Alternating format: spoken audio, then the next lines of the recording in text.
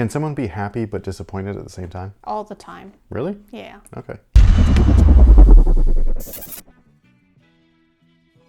Hey, what's good guys? My name's Chris. Welcome back to the official WearTesters.com YouTube channel. Today we got something that I was super excited about until I got them in and tried them on. And it's these bad boys right here, man. These are the D-Rose 4 in the Restomod, retro, whatever. They're supposed to be like a pro-tro for Adidas. Restomod's a car term where you restore and modify. So it's restoring, but with new and that's what these guys are. It's a restoration slash retro with new stuff in it. But they did come in the D-Rose box, which I thought was interesting.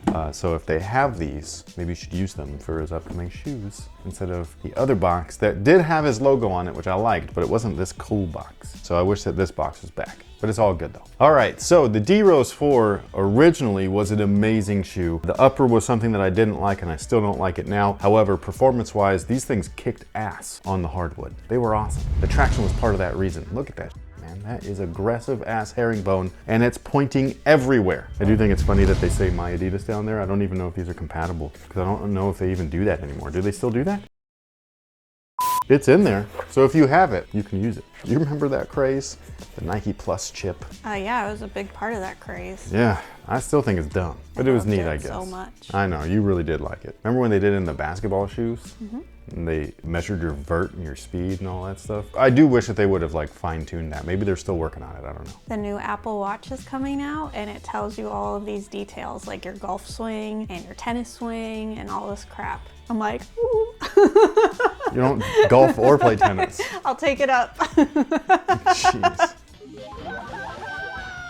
Anyways, the outsole on these guys is next gen pure motion and it's got all this herringbone on there. It's multi-directional on top of that, so it didn't matter where you were going. These things had you covered. It feels a little softer than the originals. I don't know if that's actually true or not. I just know that the originals felt a little more firm. Actually, this outsole, if you wanted something a little newer, is on the Son of Shy. So we did review those and I have started playing in those. They're okay, they're not anything crazy. Now the cushion on these guys used to be EVA and then there used to be a little crash pad in the heel that was the adiprene or the adiprene plus. That's no more on these guys. Instead, we have a full-on bounce midsole, and that's the one major change that they did to these shoes, and I think that that thing was like, it's just awesome. Like, that's the one thing where I'm like, yo, if you could change anything on all these older Adidas models, it would be to throw bounce in there, and that's what they've been doing, and it feels great. It doesn't feel substantially great, like you're not gonna feel like you're walking on Zoom Air or anything like that, but it definitely feels better than the originals, so I like that. There is a slight bounce to it, so I dig it. I think the bounce is awesome. Bounce is just underrated. Now the upper on these guys, I still don't like. I didn't like them originally, but they got the job done as far as performance is concerned. They were extra supportive, but also super stiff because it's very plasticky. It's what they call sprint web, or what they used to call sprint web. Pretty much identical to what I remember. I do remember one of the colorways. It was, I think it was the Boardwalk. They were like teal, like gray, and a little bit of pink inside of the collar. And that particular colorway, while it felt the same as far as performance is concerned, the finish on it was like a fake leather, and they even had like a texture to it. So I really liked that. I wish that that change would have been implemented into this shoe. Even though it would not have been a full-on retro of the colorway, it would have been like a kind of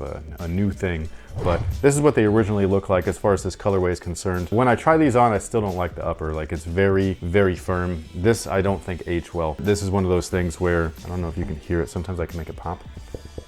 It doesn't feel good, you know what I mean? Like, it's very stiff, it flexes funny, it flexes into your foot, and it pinches a little bit. This is one of those shoes where you're gonna have to break them in quite a bit. But from what I can remember, the more that I wore these, the better they got, so that's always a plus. It'll just get a little better with more wear. Now, the back half of this shoe is still my favorite. This look is just really cool. It's basically a textile on there, but what's filled inside of the collar area is actually what they used to call GeoFit, which is kind of a memory foam feeling material, and it just feels really cool, where you can see these little recessed sections within the ankle. Those are actually like hollowed out, and inside the shoe it's mesh in there, which is really dope. Anyways, what the GeoFit was for D-Rose's ankle brace. He actually used to wear speed wraps, and these guys were meant to fit that type of accessory while wearing the shoe. So if you do happen to wear an ankle brace, you should fit in these just fine. Now, as far as the fit is concerned, that's exactly where I became disappointed, because I put these on and they are hella big. They are not true to size. The originals I got in a size 9. These I bought in a size 9, and these don't fit. And stop talking about Adidas sizing. If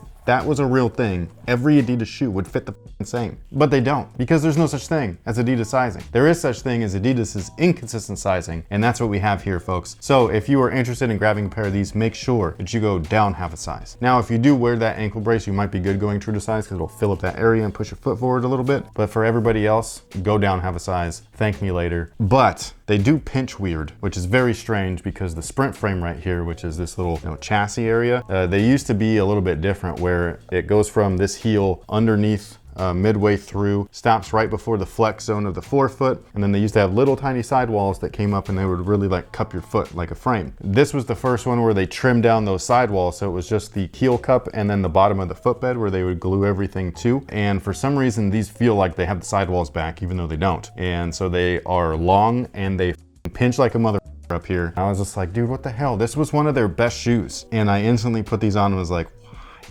why? Aww. So yeah, so I don't know if I'm gonna exchange them or not. I might just give these away in our Discord. You know, this is a shoe where I doubt that people are really interested in them anymore. But anyways, do you remember these? I remember those teal and gray ones that you were talking about with the little bit of pink. I thought that those were dope. The bounce in these feels hella good though. You can even feel it outside.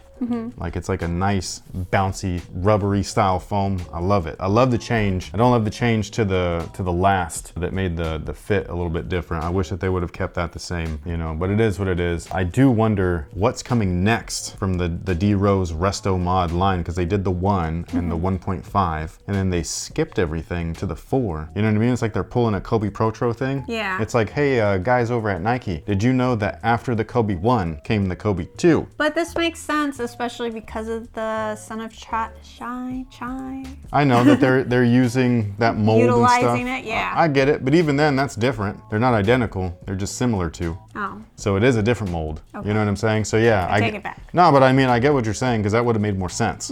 That's where I'm kind of like, hey guys, you know, there's numbers and they kind of go in order, and it like annoys the shit out of me. Like it's one thing with Jordan Brand because we've been having retros since, well, it depends on what year you want to count it, but like 94, where they started with the 1, the 2, and the 3. Yeah. Because that makes a lot of sense. If you fast forward to 99, they started with the 1 and then the 3 and the 4, which I get. People don't like 2s, even though 2s are awesome. But they did that with the Kobe's too, man. Like the Kobe 1 Protro was dope. I was like, yo, I never played a pair in the Kobe 2s. I cannot wait. Cannot wait to play in a pair of Kobe 3s. I've never played in a pair. They skipped to the 4. I was like, guys, what the f?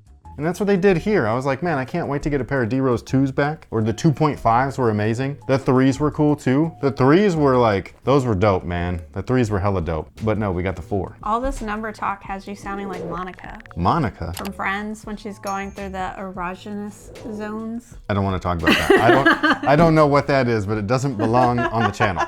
And with that being said, Thank you so much for watching. Thanks for all the support. So until next time, guys, have a good one.